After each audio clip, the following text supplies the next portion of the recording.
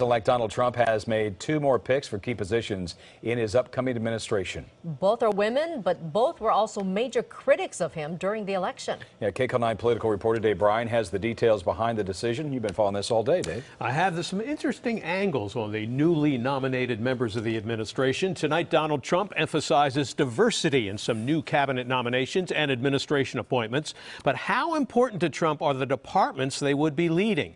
And this evening, in a Thanksgiving Eve video address posted on social media, the president-elect urges unity among Americans. This historic political campaign is now over, but now begins a great national campaign to rebuild our country and to restore the full promise of America for all of our people.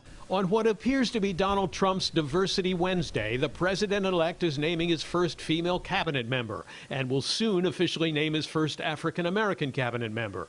And he named South Carolina Governor Nikki Haley, whose family immigrated to America from India, as the U.S. ambassador to the United Nations.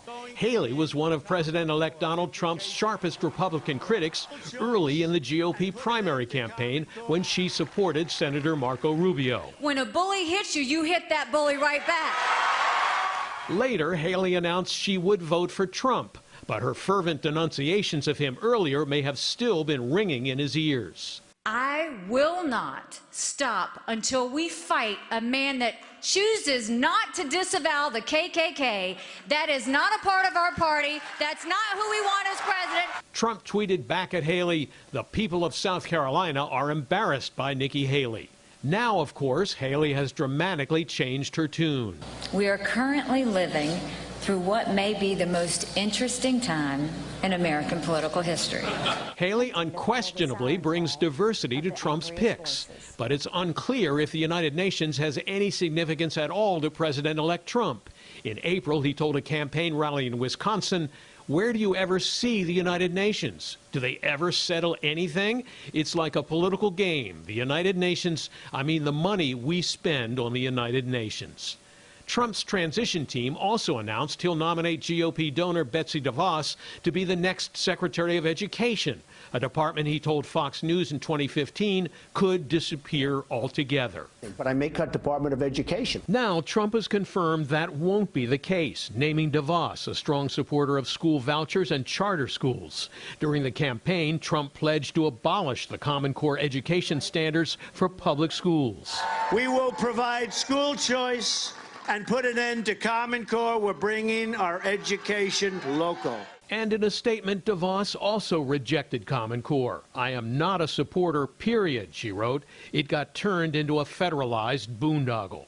Teachers unions see DeVos as an enemy of public schools, but former Trump opponent Jeb Bush called DeVos an outstanding pick. On Friday, the Trump transition team is expected to announce that another former Trump rival, Dr. Ben Carson, will be nominated to be Secretary of HUD, the Department of Housing and Urban Development. The inner cities, you can't walk to the store for a loaf of bread. You get shot. Carson indicated in a Facebook post that he has already accepted the position, writing that he can help make our inner cities great for everyone. And in his Thanksgiving message to the nation, Trump urged the country to get over it. The campaign. We've just finished a long and bruising political campaign. Emotions are raw and tensions just don't heal overnight. It doesn't go quickly, unfortunately. But we have before us the chance now to make history together, to bring real change to Washington, real safety to our cities, and real prosperity to our communities, including our inner cities. Now, the one potential cabinet member that seems to be setting off alarms among some Trump loyalists is Mitt Romney, who's being considered for the Secretary of State position. Newt Gingrich said he can think of 20 other people who would be more compatible with Trump's vision than Mitt Romney. Jeff?